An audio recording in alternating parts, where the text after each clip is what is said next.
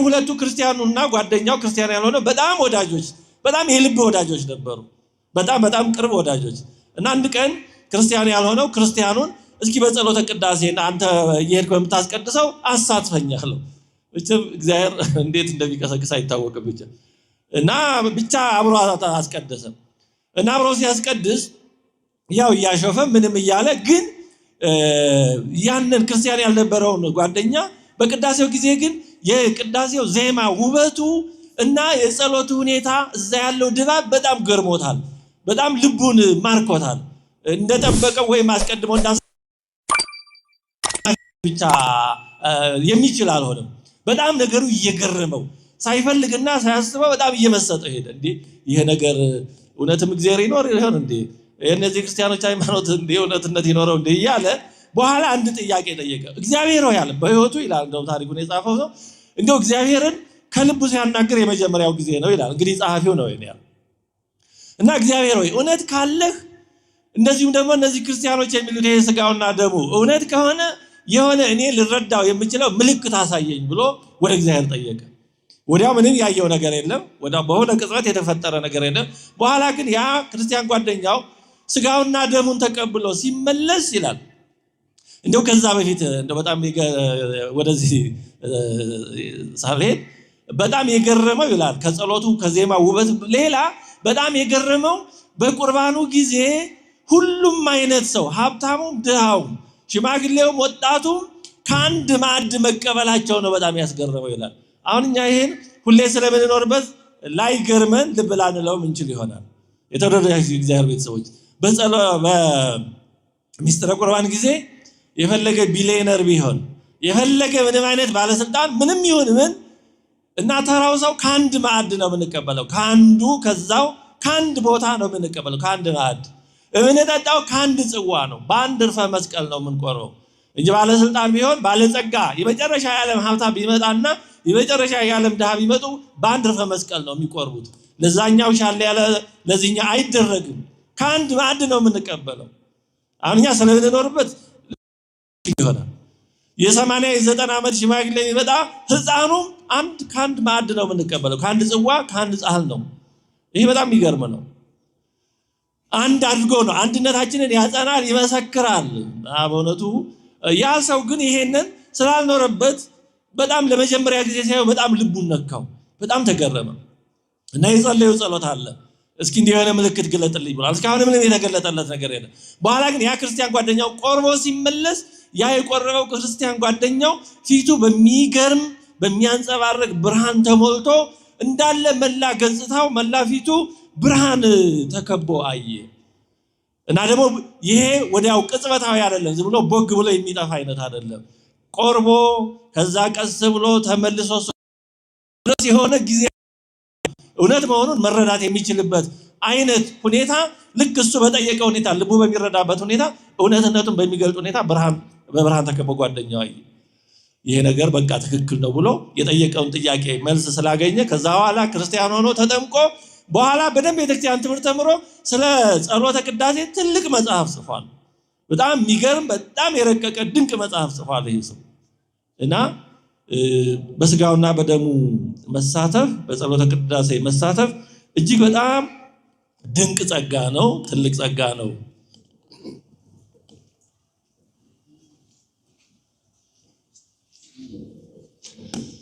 እሺ እግዚአብሔር ያክብራችሁ። አረፍ በሉ። አባታችን እንኳን ደህና መጡ።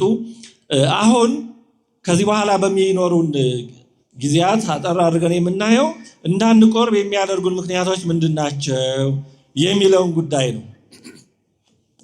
እንግዲህ የተወሰኑ ምክንያቶችን እናነሳለን፣ ያው ያሉትን ማለት ነው።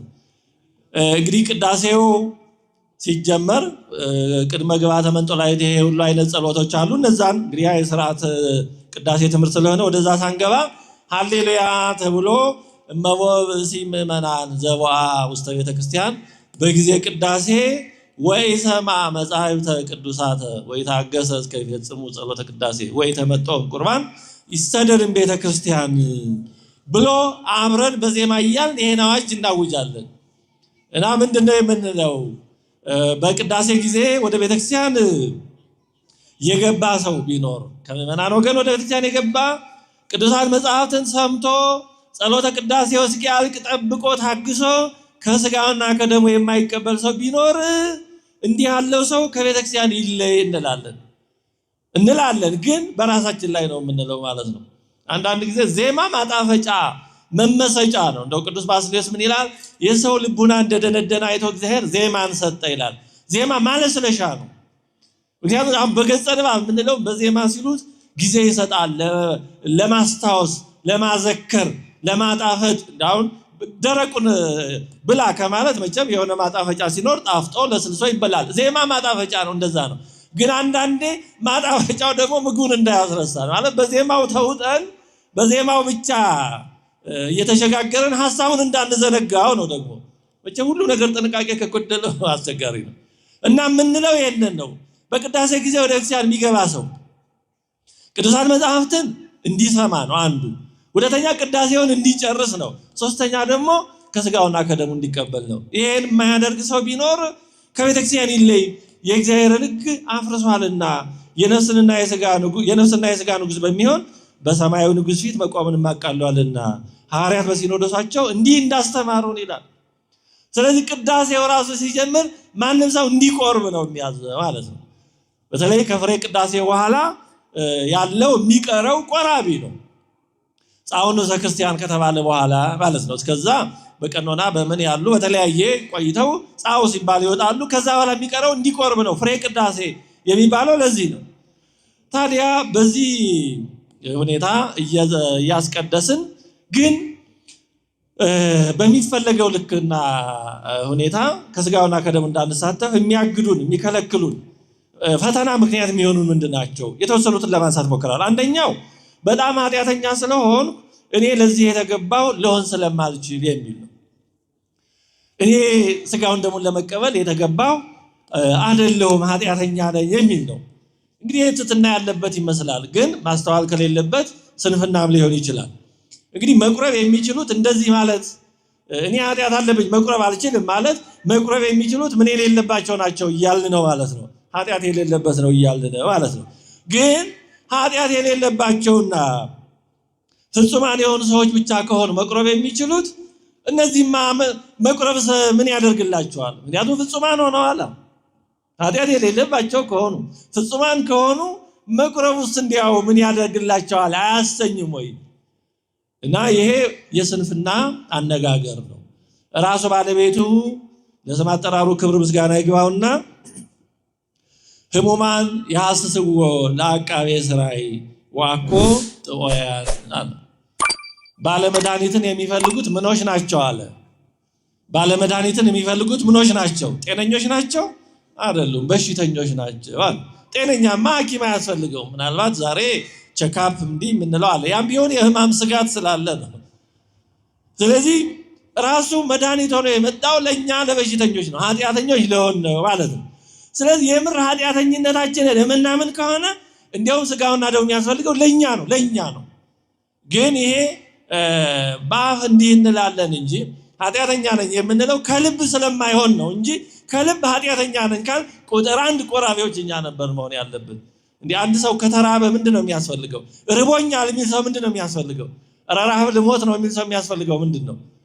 ምግብ ማራቅ ነው። ከዛ ሰው በጣም ርቦኛል ልሞት ነው ግን መብላት አልፈልግም ካለ የሰው ታሟል ማለት ነው። ጠምቶኛል በጣም ውሃ ጥም ጠምቶኛል ጉሮሮዬ ተይዟል ካለ ለዚህ ሰው የሚያስፈልገው ምንድን ነው?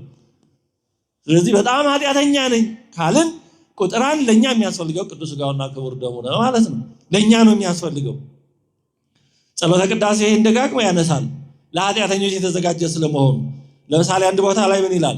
ቅዱስ ሥጋውን ክቡር ደሙን የሰጠን አምላካችን ቡሩክ ነው፣ የኃጢአት ማስተስሪያ ሊሆን ለዘላለም እንድድንበት ዘንድ ለእርሱ ምስጋና ይግባው ለዘላለሙ አሜን ይላል። የኃጢአት ማስተስሪያ እንዲሆነን ከኃጢአታችን እንድንበት ዘንድ የተሰጠ መድኃኒት ነው። መዝሙር 41 ላይ ከመያፈቅር ኃየል ሀበ አንቅተ ማያት ከማሁ ታፈቅር ነፍሴ ሀበ አምላኬ ሕያው ይላል።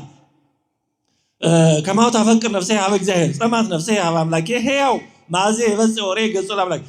ዋላ ውሃ በተጠማ ጊዜ በምድረ በዳ በጣም ወደ ምንጭ ውሃ እስኪያገኝ ድረስ በጣም እንደሚቸኩል ነፍሱ እንደምትጨነቅ እኔም ወደ አምላኬ ለመድረስ ቸኮልኩ ጓጓ ይላል። ይህንን አንድ ቤተክርስቲያን አባት ሲተረጉምን አለ ዋላ እባብ ይበላል ይባላል። ግን እባቡን ሲበላው ያው የእባቡ መርዝ በሰውነቱ ተሰራጭቶ ያንገበግበዋል። መርዙን የሚያረክስለት ውሃ ነው። ስለዚህ ውሃ በጣም ይፈልጋል። ውሃ እስኪያገኝ ድረስ ይጨነቃል። ውሃ አግኝቶ ሲጠጣ ግን ያ መርዙ በሰውነቱ የተሰራጨው ስለሚረክስለት ረፍት ያገኛል። ስለዚህ ረፍት የሚሰጠው በሰውነቱ ተሰራጭቶ ከሚያስጨንቀው መርዝ ረፍት የሚሰጠው መርዙን የሚያረክስለት ውሃን ስለሆነ ውሃ እስኪያገኝ እንደሚጨነቀው ይላል። እኛም አለ ከሰኞ እስከ ዓርብ ወይም እስከ ቅዳሜ በዓለም ተሰማርተን በተለያየ ስራ ስንኖር ኃጢአት በተለያየ መንገድ እየገባ እንደ መርዝ ያስጨንቀናል አለ። በሰንበተ ቤተክርስቲያን መተን ስጋውና ደሙን ስንቀበል ያ ወደ ውስጣችን ገብቶ የነበረው የኃጢአት መርዝ ይረክሳል፣ እረፍት እናገኛለን አለ። ስለዚህ በሰንበተ ቤተክርስቲያን መተን ስጋውን ደሙን እስክንቀበል ድረስ ነፍሳችን እንዲህ ትቸኩላለች፣ ትጨነቃለች አለ። ስለዚህ በእውነት ኃጢአት አስጨንቆን ከሆነ ስጋውን ደሙን እስክናገኝ ድረስ ነው መቸኮል ያለብን። ስለዚህ ኃጢአተኛ ነኝ ግን አልቆርብም ማለት ይሄ ማሾፍ ነው። እውነቱን ለመናገር እንደዛ ነው፣ ቀልድ ነው፣ ከልብ አለማሰብ ነው። የምር ኃጢአተኛ የሆነ ሰው ካለ ቁጥር 1 ስጋውና ደሙ የሚያስፈልገው ለዛ ለኛ ነው። የተጠማ ማንም ቢኖር ይምጣና ይጠጣ ብሎ ጌታችን እንደተናገረው ይምጣና ይጠጣ ያለው ቅዱስ ስጋውን ክቡር ደሙን ነው። የምር ከተጠማን ኃጢአት ካስጠማን ካስጨነቀን ስጋውን ደሙን መቀበል ያለብን እኛ ነን። ራእይ ምዕራፍ 7 ቁጥር 13-14 ላይ ልብሳቸውን አጥበው በበጉ ደም አነጹ ይላል። ስለዚህ በኃጢአት የቆሸሸ ሰውነት ልብስ የተባለ ሰውነታችን ነው የሚነጻው በበጉ ደም ነው፣ በሌላ በምንም አይነጻም። በኃጢአት የሚቆሽሸው ይሄ ሰውነታችን በሌላ አይነጻም። ንስሐ መዘጋጃ ነው፣ ሌላ ሁሉ መዘጋጃ ነው፣ አስፈላጊ ነው። ግን ያ ኃጢአት ተለጥፎ ወይንም ወደ ውስጥ ገብቶ ተዋህዶ የበከለው እኛነታችን የሚጠራው የሚነጻው የሚቀደሰው ንጹህ የሚሆነው በስጋውና በደሙ ነው። ስለዚህ ኃጢአተኛ ነኝ የምንል ከሆነ በእውነት የተዘጋጀው ለኛ ነው በእውነት። ስለዚህ ኃጢአተኛ ነኝ የሚለው እንደው ለአፍ ያክል እንዲያው ከስጋውና ደሙ ለመራቅ ያክል ለግብር ይውጣ ሳይሆን ከምር ኃጢአተኝነታችንን ካመንን ከሁሉ አስቀድሞ ስጋውና ደሙ የሚያስፈልገው ለኛ ነው። እውነት አንዳንደኛ እኮ ግን የምንገርምም ነገር አለን በእውነቱ። እኛ በሽተኞቹ እያለን ህፃናትን ነው የምናቆርበው። ያው እነሱ በራሳቸው ማዘዝ ስለማይችሉ ይሆናል። እነሱም በራሳቸው ማዘዝ ሲችሉ ሲያድጉ እንደኛ ይተውታል። አያችሁ? ምክንያቱም እኛ ካደግን በኋላ ወላጆች ስንቆርብ ካላዩ ህፃናትም ሲያድጉ የሚኮነው እንደዛ ነው ይመስላቸው። የማትቆርበው ወላጆች ዝም ብሎ ልጅን ማቅረብ ብቻ በተግባር መጥፎ ትምህርት ነው እያስተማራቸዋቸው ያሉ። ምክንያቱም ዛሬ እነሱ ማዘዝ ስለማይችሉ ታስቆርቧቸዋላችሁ። ሲያድጉ ግን እናንተ ስታድጉ ስለማትቆርቡ እነሱም አይቆርቡ እና የምር መድኃኒቱ የሚያስፈልገን በምር የታመምነው እኛ እያለን ጤነኞቹን ህፃናትን ቁረቡ እንላለን። ጥሩ ነው ህፃናትን ቢቆርቡ፣ ግን ማን ነው ኢመርጀንሲ ላለነው ቅድሚያ የሚሰጠው ወይስ ጊዜ ለሚሰጥ በሽተኛ፣ በቀጠሮ ለሚደርስ በሽተኛ፣ ደሙ የሚፈስ ህይወቱ አደጋ ላይ ያለው እያለ የለም ይሄ ይቆይ ሌላው ጤነኛው ቀስ ብሎ የሚደርሰው እሱ ቅድሚያ ይሰጠው እኮ ነው እያልን ያለ ነው። እና የምናደርገው ነገር በእውነቱ ግራ ይገባል። እንዲያው እሱ መቼም ያው ድካማችንን ስለሚያውቅ እሱ እንደሚያደርግ ያድርገን እንጂ የምናደርገው ነገር በእውነቱ በጣም አስቸጋሪ ነው። ከልብ ካዩት በራሳችን ላይ የማፌዝ የመቀለድም አይነት ነገር ያለው ነው የሚመስለው በእውነቱ። ሌላው ሁለተኛ አልበቃሁም የሚል ነው። ከኃጢአተኛ ነኝ ጋር የተገናኘ ነው። ግን ይሄኛው ደግሞ ትንሽ እንደዛኛው እኔ በጣም ኃጢአተኛ ነኝ ባይልም ግን አልበቃሁም እኔ መች በቅቼ ይላል። ስጋውን ደሙን ለመቀበል እኔ በየት በኩል ኧረ ይላል። እና እንዲህ ያሉ ትትና የሚመስሉ ነገሮች አሉ፣ ግን ውስጣቸው ስንፍና ከዛም ያለፈ የሆኑ ነገሮች አሉ። መቁረብ የሚችሉት የበቁት ናቸው ወይ ቢባል አይደለም ነው። ምክንያቱም ማንም በቅቶ መቁረብ አይችልም። የተወደዳቸው እግዚአብሔር ሰዎች እንኳን እኛ ሰዎች ስጋ የለበስን እንቅርና መላእክትም እንኳን ስጋውና ደግሞ ለነሱ የተሰጠ ጸጋ አይደለም እንጂ እንደው መቁረብ ይቁረቡ ቢባል በቅተው መቁረብ አይችሉም። ለመቁረብ ብቁ አይደሉም ማንም ለመቁረብ። ምክንያቱም የምንቀበለው ራሱ ክርስቶስና መለኮት የተዋሃደውን ስጋ ነው የምንቀበለው። ታዲያ አምላክን ለመቀበል ማን ብቁ ይሆናል? ማንም ብቁ ሊሆን አይችልም።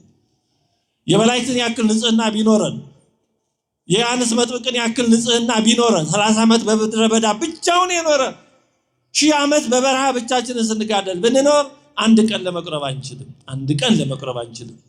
7 ዓመት ያለ እረፍት የተጋደለ ቅዱስ ጊዮርጊስ አንድ ቀን ለመቁረብ አይችልም። በራሱ ተጋድሎ ብቻ ማንም ሰው በቅቶ ሊቆርብ አይችልም። ሕፃናት የሚቆርቡት በቅተው አይደለም።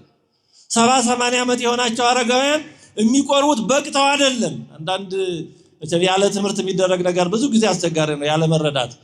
ወጣቶች ሲቆርቡ ሲያዩ አንዳንድ እናቶቻችን ዛሬ እንኳን እግዚአብሔር ይመስገን በትምህርት ተስተካክሎ ይሆናል ብዬ ተስፋ አደርጋለሁ። ግን ቀደም ሲል እንደዚህ ነበር። አንዳንድ እናቶች ባለማወቅ ወጣቶች ሲቆርቡ ሲያዩ አቤት ደግሞ እቺ ነች የምትቆርብ ወግጅ እያሉ በመቋሚያ ሁሉ የሚያባርሩ ነበሩ። ያው ቀንተው በሚችሉት ነው መቼም ሰው በገባው ልክ፣ ግን ችግር ነው። ሕፃናት የሚቆርቡት በቅተው ነው ማለት ነው። እነማ ሆይ እናቶቻችን አባቶቻችን 70-80 ዓመት የሆናችሁ እናንተ የምትቆርቡት በቅታችሁ ነው። ወጣቱ ያልበቃ እናንተ የበቃችሁ። እንደው ከባዱ ክህደትና ድፍረት ይሄ ነው። ሰው 90-100 ዓመት ቢሆነው በቅቶ አይቆርብም። መቼም ቢሆን ሰው በቅቶ አይቆርብም። መቼም ድጋሜም ቢወለድ በቅቶ አይቆርብም። የምንቆርበው በቸርነቱ ብቻ ነው። መድኃኒት አድርጎ ስለሰጠን እሱ ቸር ስለሆነ ሰጠን። ንቅረብ ለመድኃኒተ ሕይወት ወቅድሳተ በጥበብ እግዚአብሔር ንንሳ ዘውተ በበለነ ጸጋ ቅዳሴ ጊዜ ላይ እንዳለው ጸጋ ሆኖ የተሰጠንን መድኃኒት ሆኖ የተሰጠንን ስጋውና ደሙን በጥበብ እግዚአብሔርን በመፍራት ጥበብ ሆነን እንቅረብ ነው።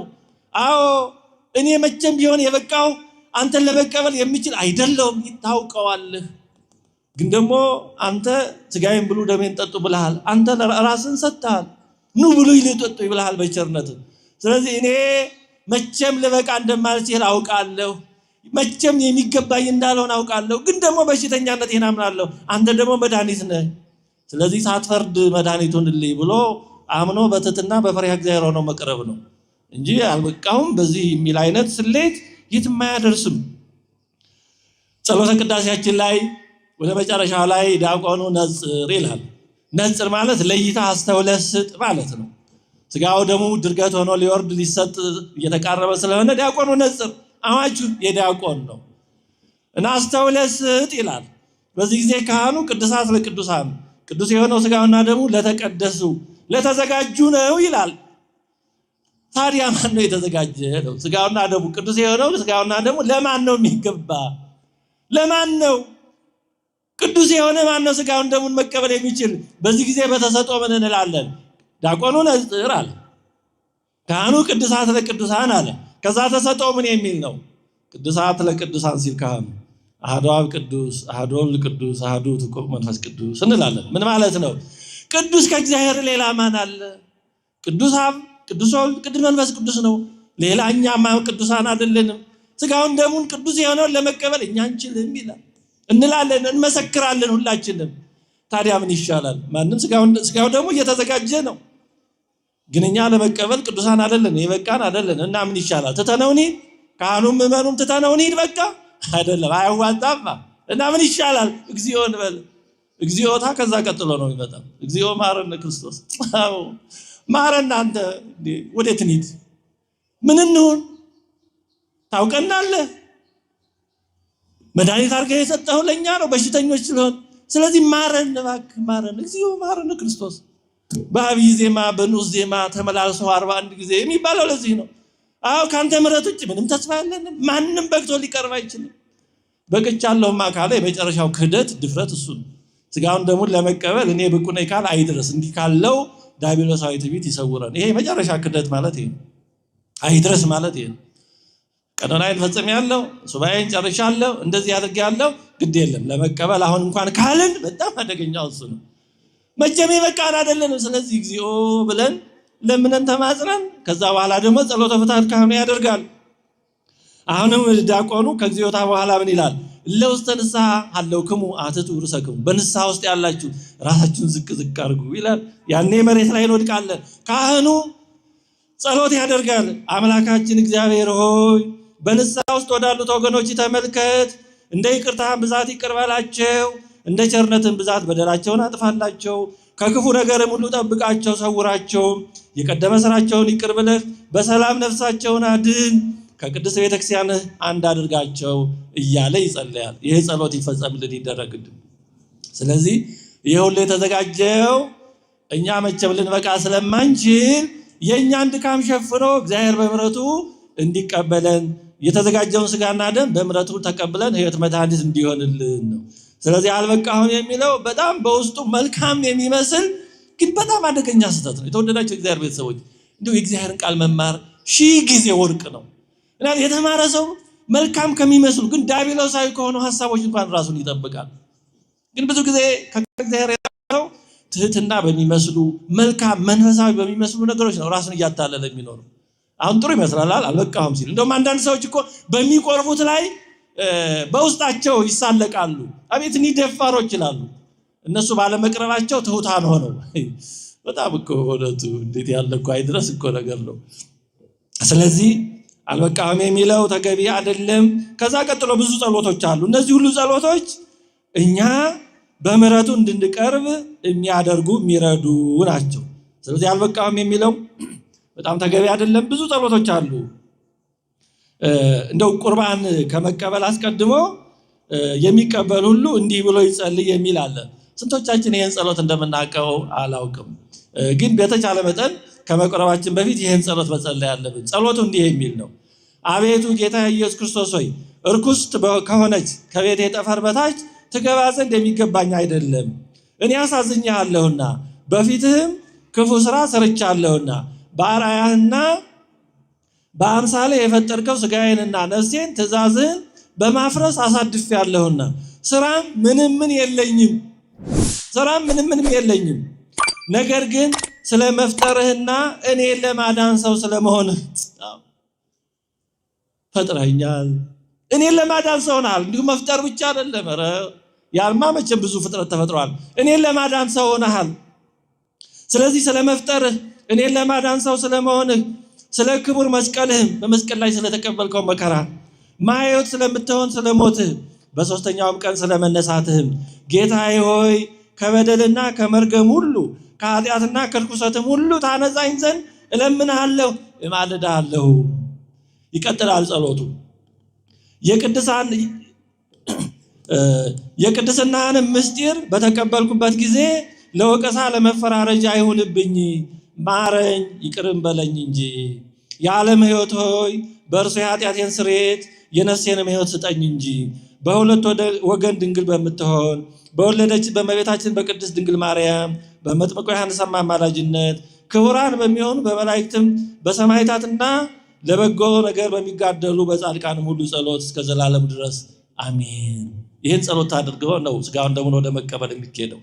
የተወደዳቸው እግዚአብሔር ሰዎች ይህን ጸሎት ምናልባት ያልሰማ ነው የማናውቀው ካለን በተቻለ መጠን ይህን ጸሎት ስጋውን ደሙን ከመቀበል በፊት ቢያንስ ዛሬ ሞባይል አለ፣ ብዙ ነገር አለ፣ ብናውቀው ብንጸልየው በጣም ተገቢ ነው። እንዲህ ብለን እኛ ምንም እንደሌለን ባዶ ኢምንት እንደውም የኛ ሁሉ ነገራችን አፍራሽ ኃጢአተኛ መሆናችንን አምነን ምንም ስራ እንደሌለን ታምነን ግን እሱ ፈጥሮናልና ስለኛ ሰው ሆኗልና መከራ ተቀብሏልና ሞቷል ተነስቷልና ስለወለደችው ስለ ንጽሕት ቅድስት ድንግል ማርያም ብሎ ስለ ዮሐንስ መጥምቅ ብሎ እሱን ደስ ስላሰኙ ለበጎ ስራ ስለሚተጉ ጻድቃን ሁሉ ብሎ እንዲምረን ገጸ ምሕረቱን ወደኛ እንዲያዞር ገጸ መዓቱን በገጸ ምሕረቱ እንዲለውጥልን ስጋውን ደሙን ይቅር ብሎ እንዲሰጠን ይሄን ጸሎት ጸልየን ነው ወደ ስጋውና ደሙን የምንቀርበው። ስለዚህ ይሄ ሁሉ ጸሎት ያለው ነው እኛ የበቃን ስላልሆን ለኛ የተዘጋጀ ይሄ ሁሉ መሰላል ድጋፍ ምርኩዝ ነው ይሄ ሁሉ ነው። ስለዚህ አልበቃው የሚለው ተገቢ አይደለም። ሶስተኛው ላለመቁረብ አንዳንዶች ምክንያት አድርገው የሚያነሱት ካህኑ ዘኮነ ንጹሕ ይንሳም ቁርባን ብሎ የሚያውጀው አዋጅ ያስፈራኛል፣ በጣም ያስደነግጠኛል የሚሉ አሉ። ከዚህ የተነሳ ይህን ተላልፎ መቁረብ ይከብደኛል የሚሉ አሉ። አዎ ጸሎቱ ያስፈራል፣ ግን ተገቢና ትክክል ነው። እንግዲህ ካህኑ እጁን በአንጾት እጁን ታጥቦ የሚለው ጸሎት ነው። ንጹሕ የሆነ ከቁርባኑ ይቀበል ይላል። ንጹሕ ያልሆነ ግን አይቀበል። ለሰይጣንና ለመልእክተኞቹ በተዘጋጀ በመለኮት እሳት እንዳይቃጠል በልቡም ቂምን የያዘ ልዩ ሐሳብና ዝሙትም ያለበት ቢኖር አይቅረብ። እጄን ከአፋዊ ድፍ ንጹሕ እንዳደረግኩ እንደዚሁ ከሁላችሁም ደም ንጹሕ ነኝ። ደፍራችሁ ወደ ክርስቶስ ሥጋና ደም ብትቀርቡ ከእርሱ ለመቀበላችሁ መተላለፍ የለብኝም። በንጽሕና ሆናችሁ ባትቀርቡ እኔ ከበደላችሁ ንጹሕ ነኝ ይላል። እጁን መታጠቡ በጲላጦስ ስርዓት ነው ይላሉ። ግን ደግሞ በብሉይ ኪዳን ዘዳግም ላይ የተጻፈ አለ። አንድ ሰው በሆነ አካባቢ ወድቆ ሞቶ ቢገኝ ገዳዩ ካልታወቀ የአካባቢ ሽማግሌዎች ምንም የማታውቅ ጊደር ወስደው አንገቷን ጠምዝዘው ደማን አፍሰው እጃቸውን እዛ ላይ ይታጠቡ። ይህን ሰው ማን እንደገደለው አናቅም። ከታጠቡን መጽሐፍ ቅዱሳዊ መሰረት ያለው ነው። ዞሮ ዞሮ በዚህም ሆነ በዛ ካህኑ ይሄን ይላል። ይሄን ማለቱ ተገቢ ነው። ቅዱስ ጳውሎስ አንደኛ ቆሮንቶስ ምዕራፍ 11 ላይ ያለው ቃል ሐሳብ ነው። አንደኛ ቆሮንቶስ ምዕራፍ 11 ከቁጥር 26 እስከ 31 ላይ ይሄን የመሰለ ነገር ብሏል ቅዱስ ጳውሎስ። እንደውም ከዚህ ከበድ ያለው ነው ያለው። ምን ይላል ቅዱስ ጳውሎስ? ስለዚህ ሳይገባው ይህን እንጀራ የበላ ወይም የጌታን ጽዋ የጠጣ ሁሉ የጌታ ሥጋና ደም ዕዳ አለበት ይላል።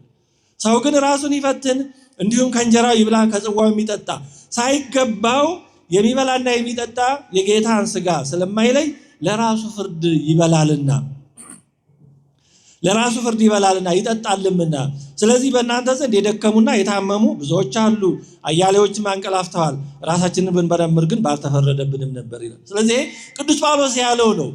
ሳይረዳ ሳይለይ ሳይዘጋጅ የሚቀርብ ሰው መቅሰፍት ነው ለራሱ የሚበላው ይላል። ምክንያቱም አውቆ ተዘጋጅቶ አማናዊ የክርስቶስ ሥጋና ደም መሆኑን አምኖ ነው መቅረብ ያለበት።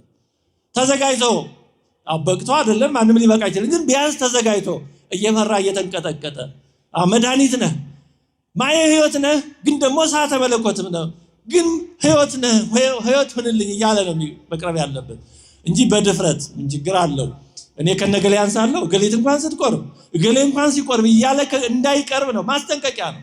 የተወደዳቸው እግዚአብሔር ቤተሰቦች ሁልጊዜ የቤተክርስቲያን ስርዓት ከፍና ጠበቅ ከበድ ያለ ነው። እንዲህ ቢሆን ነው የሚጠቅመን እንጂ በጣም ዝቅ አድርገን ሰርተን ይሄው ደረስኩበት ችዬዋለሁ ብንል ምን ጥቅም አለው? ውድድሩ እኮ ከኛ አቅም ጋር አይደለም። ከፍ ብሎ ተሰርቶ አዎን ማድረግ ያለብኝ እንዲህ ነበረ፣ መሆን የሚጠበቅብኝ እንዲህ ነበር፣ ግን እኔ አልሆንኩም፣ ጭራሽ ከዛ አልደረስኩም ብለን በትትና ባዶነታችንን አውቀን ብንቀርብ አይሻልም? እንጂ በትዕቢት አዎ ይሄ ነው የታዘዘው ምንም ለዚህ እንኳን አላንስም ብለን ምንቀር ምን ይጠቅመናል? ስለዚህ ካህኑ ይሄን ማለቱ ተገቢ ነው። እንደው አንዳንድ ለማሻሻል ለማለዘብ ይሞክሩ አሉ። መቼም ሰው እንደተረዳው ያድርግ፣ ዝም ብሎ ሁሉን መንቀፍም እንደዛ አይቻልም። ግን በጣም ተገቢ የሆነ ጸሎት ነው። እየተሳቀቅን ነው መቅረብ ያለብን። እየተሳቀቅን እኛነታችንን ስናየው እንኳን ወደ ክርስቶስ ሥጋና ደም ወደ ቤተክርስቲያንስ በእውነቱ መግባት ይገባናል። ይህን እያሰብን ነው መቅረብ ያለብን። ግን እንዲህ ብለን ግን አንቀርም። አብርሃም እኔ አመድና ትቢያ ነኝ እያለ ግን እግዚአብሔርን እያስተናገደን፣ ቅዱስ ጳውሎስ እኔ ጭንጋፍ ነኝ ሐዋርያ ተብዬ ልጠራ አይገባኝም እያለ ግን ስለ ቤተክርስቲያን እየደከመ ነው፣ መልእክት እየላከ እያስተማረ ነው። እና እንዲህ ያለ ነው መሆን ያለበት። ስለዚህ ይሄ ካህኑ እንዲህ የሚለው ያስፈራኛል፣ ንጹሕ የሆነ ይቀበል ብለዋል፣ እኔ ንጹሕ አይደለሁም ብሎ መቅረት ተገቢ አይደለም ነው፣ መረዳት ይገባል። አለዛ እንደ እናቴ መቀነት ምንድን ነው እንደሚባለው ላለመምጣት ምክንያት መፈለግ ነው የሚመስለው። ወይም ደግሞ ቆብ እኔ ምን አልበልሽ እንጂ አንቺ አለች እንደሚባለው አይነት ነው የሚሆነው። ላለመቅረብ ወደ ሥጋና ደም ላለመቅረብ የሆነች ሰበብ ፍለጋ ነው የሚመስለው። እንዲሁ እግዚአብሔር አይታለልም። በእውነቱ እግዚአብሔርን የምናታልለው ወይ ጥሩ ምክንያት ስላገኘን እግዚአብሔር በዛ የሚሸነፍ እንዳይመስለን። እግዚአብሔር የሚያሸንፈው ፍቅር ብቻ ነው። እግዚአብሔር የሚያሸንፈው ቅንነት ነው። በእውነቱ በቅንነት የሚደረግ ነገር በእግዚአብሔር ዘንድ የቀና ነው። ግን በዚህ በአረፍተ ነገር በቃላት ጥምዘዛ የትም መድረስ አንችልም። አራተኛው በኃጢአት ለወድቅ እችላለሁና ልቆይ የሚል ነው። ከዛሬው ተቀብዬ ነገ በተለይ ደግሞ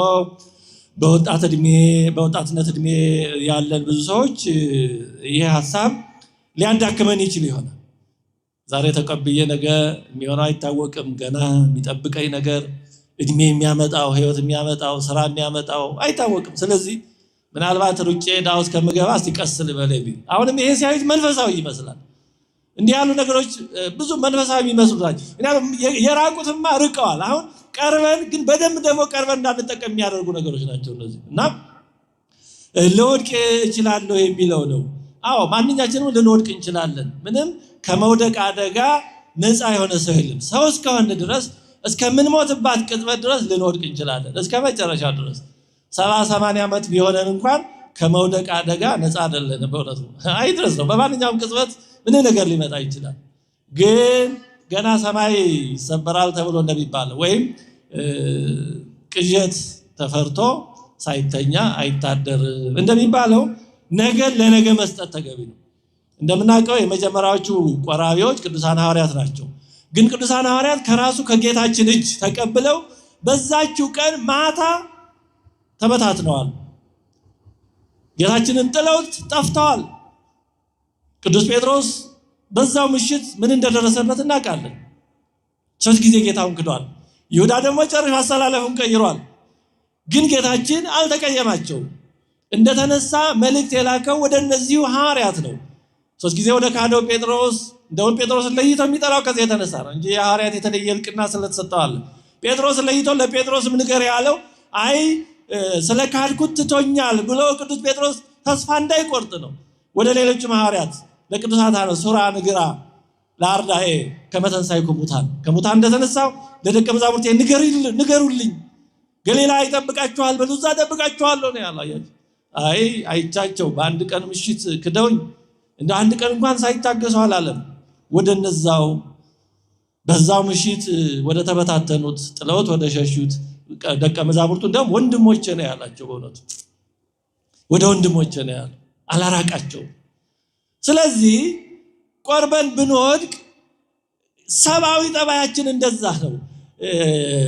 ትላል ለማንሳት ሞክሬያለሁ ይመስለኛል ጊዜው እንዳልወስድ እንጂ ወደዛ አልገባም። ባጭሩ ግን ማንነታችንን አንርሳ።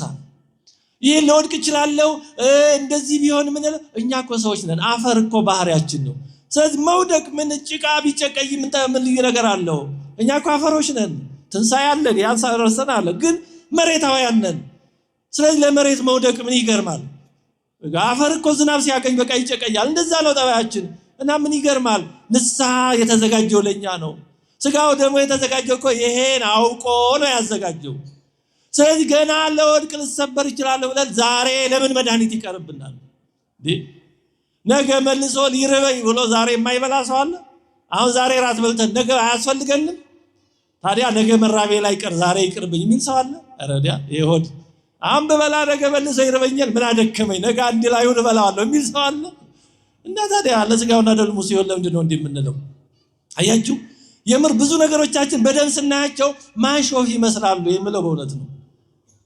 ከልብ የማዘን የማሰብ ነገሮች አሉ። እንዲያው ዝም ብሎ የመከላከያ የማራቂያ ነው የሚመስሉት። ስለዚህ ነገ ለባለቤቱ ሰተን ዛሬ እንቁረብ።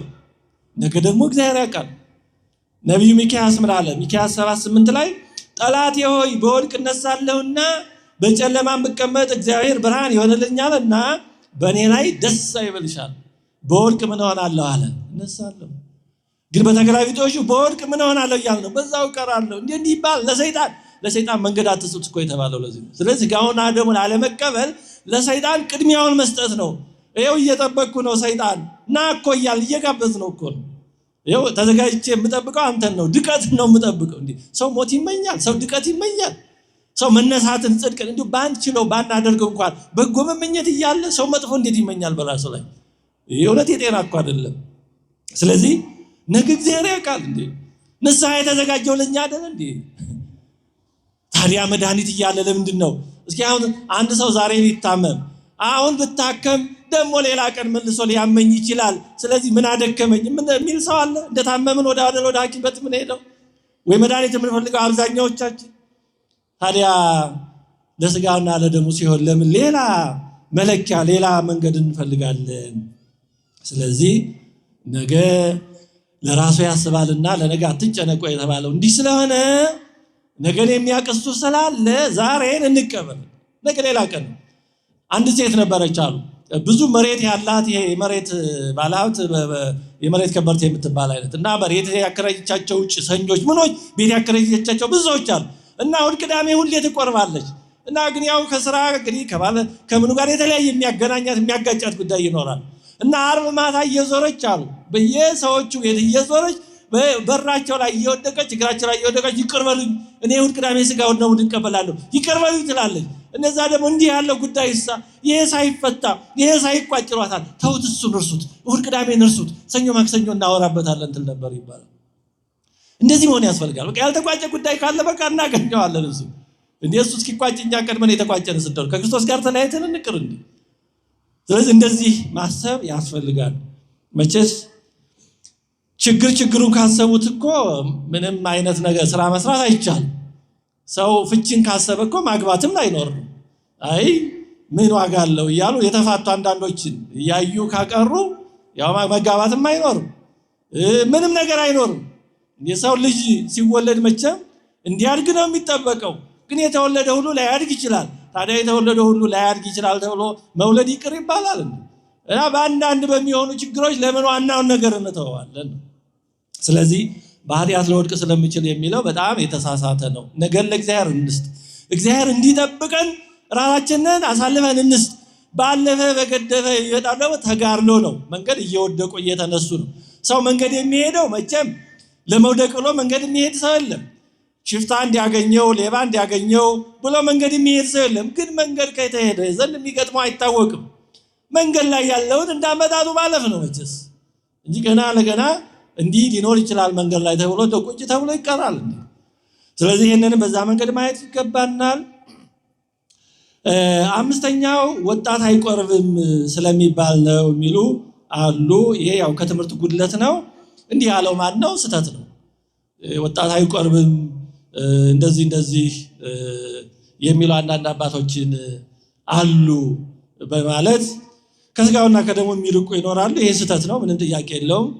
ወጣት ሽማግሌ ተብሎ አይለይም። እንደውም ይልቁንም ስጋውና ደሙ የሚያስፈልገው ለወጣቶች ነው። ምክንያቱም በተጋድሎ ላይ ተጋድሎ የሚጸናው በተጋድሎ እድሜ ላይ ያሉ ወጣቶች ናቸው። ቅድም እንዳነሳ ነው የበለጠ ትጥቅ የበለጠ ዝግጅት የሚያስፈልገው መቼም ጦር ሜዳ ግንባር ያለ ወታደር ይመስለኛል እንጂ ከጦርነት ርቆ ከግንባር በጣም ርቆ ያለ ወታደር አይመስለኝም ብዙ ትጥቅም ዝግጅትም የሚያስፈልገው። ስለዚህ ወጣትነት የተጋድሎ እድሜ ስለሆነ የበለጠ ስጋውና ደሙ የሚያስፈልገው በወጣትነት ጊዜ ነው። የድካም ጊዜ ሳይመጣ ደስ ሳያሰኙ የምትላቸው ጊዜ ሳይመጡ በጉብዝና ወራት ፈጣሪን አስብ የተባለው ለዚህ ነው። የበለጠ እግዚአብሔርን ማገልገል የሚቻለው በወጣትነት ነው።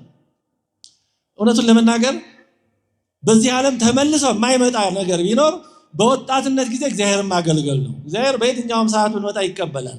ሸምግለን በ70 በ80 ብንመጣ ይቀበላል። ምንም በ11 ሰዓት የመጡትን ተቀብሏል። ግን በሽምግልና ብንመጣ ግን መልሰን የማናገኘው ነገር አለ። እሱ ምንድነው? ወጣትነታችንን ለእግዚአብሔር መስጠትን ግን መልሰን ማግኘት አንችልም። ያን በኋላ ንስሐ ብንገባ ንስሐ መልሶ ወጣት ጎልማሳ ያደርገን። በቃ እድሜ ከሄደ ሄዷል፣ እኔ ከተቃጠለ ተቃጥሏል። ስለዚህ መልሶ የማይገኘውን የወጣትነት ጊዜ ለእግዚአብሔር መስጠት የመጀመሪያው ሰው ማድረግ ያለበት በተቻለ መጠን ይሄ ነው በእውነቱ። ስለዚህ የበለጠ ለእግዚአብሔር ሊውል የሚገባው ጊዜ ወጣትነት ነው እንጂ እንደ ወጣትነትን ለዲያብሎስ ለኃጢአት አሳልፎ ሰጥቶ አማራጭ ሲያጡ ነው ወደ እግዚአብሔር የሚመጣው። እግዚአብሔር መሄጃ ስናጣ የምንመጣበት የመጨረሻ ምርጫ ሊሆን አይገባውም።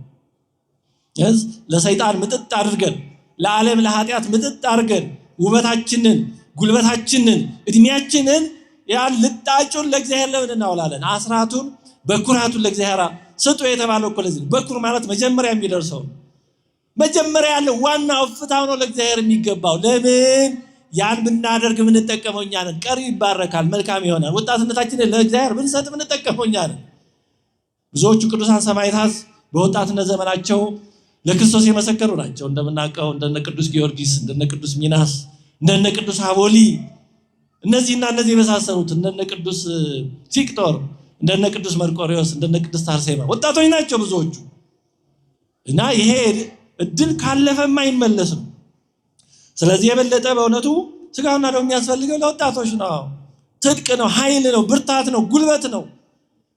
ሌላው የሚቀርበው ምክንያት ስድስተኛ የንስሐ አባቴ ወይ ካላገባህ ወይ ካልመነኮስክ መቆረብ አትችልም ብለውኝ የሚል ነው። ይሄም ያው ከትምህርት ጉድለት የሚመጣ ነው። አሁን እንኳን ይሄ በጣም የተስተካከለ የቀረ ይመስለኛል። እንደው በአንዳንድ ገና ብዙም ትምህርት ባልደረሰባቸው ባልጠነከረባቸው ቦታዎች ካልሆነ ያው የሆነ ጊዜ አባቶች ከመቸገራቸው የተነሳ የሚሉት ነገር ይኖራል። ግን አንዳንዴ ለሆነ ችግር ተብሎ የሚፈጠር ነገር ሲቆይ አባቶቻችን ያወረሱን እየተባለ ሲተላለፍ ነው ችግር የሚመጣው። የሆነ ሰው የሆነችን ነገር ለሆነ ዘዴ ሊጠቀም ይችላል። ግን ለምን እንደተጠቀማት ያው ሰውዬ አብራርቶ በዛው ልክ ካላስቀራት ሲቀጥል ምክንያተ ነገሩ አውዱ ኮንቴክስቱ ስለማይታወቅ አስቸጋሪ ይሆናል። አንድ ቦታ በጣም ጫት የአካባቢውን ወጣት በጣም የበከለበት የመረዘበት ቦታ ነበር እና በዚህ ዙሪያ ትምህርት እንደዚህ እየተሰጠ ያለ በሆነ አስተዳደራዊ ኃላፊነት የነበረ ሰው አሁን እንዲያ ብዬ ዝርዝር አልነግራችሁም። መጣና የሆነ ነገር ሹክ አለን። ምን ነበር መሰላችሁ ያለን? ጫት የበቀለው ካሪዮስ ፈርስ ላይ ነው ብላችሁ ለዚህ ወጣት ብትነግሩት አክንትፍ ብሎ ይተው ነበር እና እንደዚህ ብላችሁ ነገሩት አለ። ከመጨነቁ የተነሳ ነው። ቅንነቱን አደነቅን። ግን ገና ለገና ደግሞ ለሆነ ነገር መፍትሄ ይሆናል ብለን የሌለ የተሳሳተ ነገር ደግሞ መናገር ተገቢ አይደለም።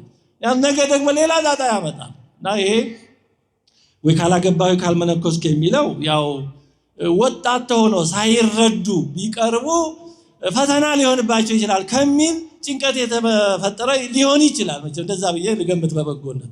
ግን ይሄ ተገቢ አይደለም። አንድ ሰው ያግባም ይመንኩስም ስጋውና ደሙን እየተቀበለ ከክርስቶስ ሳይለይ ኖሮ በኋላ እንደ ምርጫው እንደ እግዚአብሔርም ጥሪ የሱም ውሳኔ እሷም ውሳኔ እግዚአብሔርም ጥሪ እንግዲህ ወደሚመሩት ይሄዳል እንጂ የሆነ ጊዜ አቋርጦ ራሱን ለሰይጣን አዘጋጅቶ ቅድሚያ ሰጥቶ ቆይቶ እንደገና በኋላ ደግሞ ሰጥቶ መለመን አይነት ውስጥ መግባት የለበትም እና ይሄ ተገቢ አይደለም፣ ትክክል አይደለም። ሰው ምንጊዜም ከስጋውና ከደሙ መለየት የለበትም። እየተማረ እየተረዳ ነው እንጂ መኖር ያለበት እንደው ዝም ብሎ ቀን በመቁጠር መሆን የለበትም። ሌላው ሰባተኛው የሥራዬ ሁኔታ ለመቁረብ ስለማይመች ስለማይፈቅድ የሚሉ አሉ። ከመቁረብ የሚከለክል ምንም ስራ የለም። ኃጢአት ከሆነ ምንጊዜም ቢሆን የተከለከለ ነው። ንግድም ቢሆን ዳኝነትም ቢሆን ባለስልጣንነትም ቢሆን ምንም ቢሆን ኃጢአት ከሆነ ኃጢአት ነው። ጉቦ መቀበል ምንጊዜም ኃጢአት ነው። ሰው ማንገላታት ምንጊዜም ኃጢአት ነው። ማጭበርበር፣ የማይገባውን ትርፍ ማግበስበስ፣ የዕቃው ጥራት ውስጥ ያልሆነ ይሄ ሁሉ የተከለከለ ነው። ምንጊዜም እንደ ክርስቲያን ስለሚቆርብ ስለማይቆርብ አይደለም። ከዚህ ውጪ ምንጊዜም የተከለከለው ነገር ብቻ ነው ከስጋውና ደሙ የሚከለክለው እንጂ ለመቁረብ የተለየ የሚከለክል የማይከለክል ነገር የለምና የሥራዬ ሁኔታ ነው የሚለውም ተገቢ አይደለም። ከዚህ ያለፈ ነገር ካለ ከንስሐ አባት ጋር መነጋገር ነው። ትምህርታችንን እየጨረስን ነው። የመጨረሻው የሚነሳው እና በጣም ትንሽ የሚያስቸግረው ነገር በእውነቱ የባልና የሚስት አንዱ ፈቃደኛ ሲሆን ሌላኛው ያለመሆን ጉዳይ ነው። ይሄ ያው የካህናትም ትልቁ ሸክማቸው ይሄ ይመስለኛል። ሁለቱም ተስማምተው የሚቆርቡ ሲሆኑ ሰየው ደስ ይላል በእውነቱ። ግን ደግሞ ሁሉ አይሟላምና ሚስት ወይ ባል እንቁረብ ሲል ሌላኛው ገና ነኝ እንቆይ እያለ የተለያየ ምክንያት ያቀርባል። ይሄ በጣም ከባድ ነው። እንግዲህ ብዙ የካህናትን ፈሊጥ የካህናትን ማስተዋል ጽናት ብዙ ነገር ይጠይቃል በእውነቱ። ይሄ በጣም ባለትዳርን የተረዳው ያልተረዳውን እንዲረዳው በጣም አጽንቶ በጸሎት ከማሰብ ጀምሮ የተለያዩ መንገዶችን መጠቀምን ይጠይቃል። ይሄ በጣም አሁን በአዋጅ እንዲሁን እንዲያዩን ተብሎ የማይነገር ነው በእውነት። እንዲህ ያለ በቤታችሁ እንዲህ ያለ ፈተና ያለባችሁ ባለትዳሮችን እግዚአብሔር ይርዳችሁ በእውነቱ። የቀረውን ባል ወይንም ሚስት የተዳረ አጋር እግዚአብሔርን ልቡን ከፍቶ ወደ ስጋውና ደሙ እንዲጠራው እንዲያቀርበው እግዚአብሔር ልቡን እንዲከፍትለት በእውነቱ እግዚአብሔር ፈቃድ ይሁን ብሎ መጸለይ ነው ተገቢ የሚሆነው። ከዛ ባለፈ ያለው ነገር ካህናት እንደ ጊዜ ግብሩ የሚያዩት ነው የሚሆነው። እንግዲህ ካህናት የተለያዩ መንገዶችን፣ ስልቶችን፣ ፈሊጦችን ይጠቀማሉ። በአዋጅ እንዲሆንም እንዲያዩም አይባልም። እንዳጠቃላይ በችኮላም ሳይሆን ባለመዘግየት ይደርሳልም ሳንል አይ ደግሞ በጣም ተጣድፈንም ደግሞ በራሱ ጊዜ አስተውሎ ተረድቶ ተረጋግቶ ወደ ቅዱስ ሥጋውና ደሙ ሊቀርብ የሚችለውን ወይም ልትቀርብ የምትችለውን ድንገት ተቻኩለን ደግሞ እንዳናሰናክልም ጥንቃቄ በተሞላበት ሳንቸኩልም ሳንጣደፍም ሳንዘገይም በጣም በፈሊጥ ነገሩን መያዝ ያስፈልጋል። እንዳጠቃላይ ግን ወደ ሥጋውና ደሙ የማያቀርብ ሕይወት ከሆነ ምን ትርጉም አለው? ከክርስቶስ ከተለየን ትዳርስ ቢሆን ምንስ ቢሆን ምንድነው ጥቅሙ? የሁሉ መንገድ ነው፣ ከእግዚአብሔር ጋር የምንኖርበት መንገድ ነው እና ዋናው ግብ ከእግዚአብሔር ጋር መኖር ነው። በሥጋውና ደሙ ከእሱ ጋር መዋሃድ ነው። ወደዚህ ለመቅረብ ይሄን ግብ አድርጎ ባልና ሚስት ይሄንን በጣም ታሳቢ ማድረግ በዚህ ጉዳይ መወያየት መነጋገር ይኖርባቸዋል። እንግዲህ በጣም ብዙ ፈሊጥና ጥበብ ይፈልጋል። በዚህ ውስጥ ያላችሁትን እግዚአብሔር ይርዳችሁ። ከብዙ በጥቂቱ በሚስጥረ ቁርባን በሥጋውና በደሙ ዙሪያ የጀመርነውን ትምህርት እዚህ ላይ እንጨርሳለን። ትምህርታችንን ስናጠቃልለው በተቻለ መጠን በእውነቱ በተቻለ መጠን ወደ ሥጋውና ደሙ መቅረብ አለብን። ብንችል በየቀኑ ደጋግሜ ለማንሳት እንደሞከርኩት ግን ያ ደግሞ ለብዙዎቻችን ተግባራዊ ሊሆን ስለማይችል በተቻለ መጠን ቶሎ ወደ ሥጋውና ደሙ መቅረብ አለብን። ከሥጋውና ከደሙ በራቅን መጠን ለሰይጣን ለኃጢአት እድል እየሰጠነው ነው። ኃይላችንን እያደከምን ነው። ትጥቃችንን እየፈታን ነው። ተዘልለን ለሰይጣን ተዘጋጅተን እየጠበቅነው ና እንጂ እየጠበቅንህ ነው እያልን እየጋበዝነው ነውና ከክርስቶስ ሥጋና ደም እንዳንለይ በተቻለ መጠን የምንችለውን ሁሉ ማድረግ ይኖርብናል። እግዚአብሔር አምላካችን የጎደለንን ሁሉ ሞልቶ የሚያስፈልገንን ነገር ሁሉ አዘጋጅቶ ወደ ሥጋውና ደሙ የራቅን እንድንቀር የምንቀበልም ደግሞ ያለ አበሳ ያለ ወቀሳ ሆነን እንድንቀበል የእርሱ የአምላካችን ቅዱስ ፈቃዱ ይሁንልን። አሜን። ስብሐት ለእግዚአብሔር።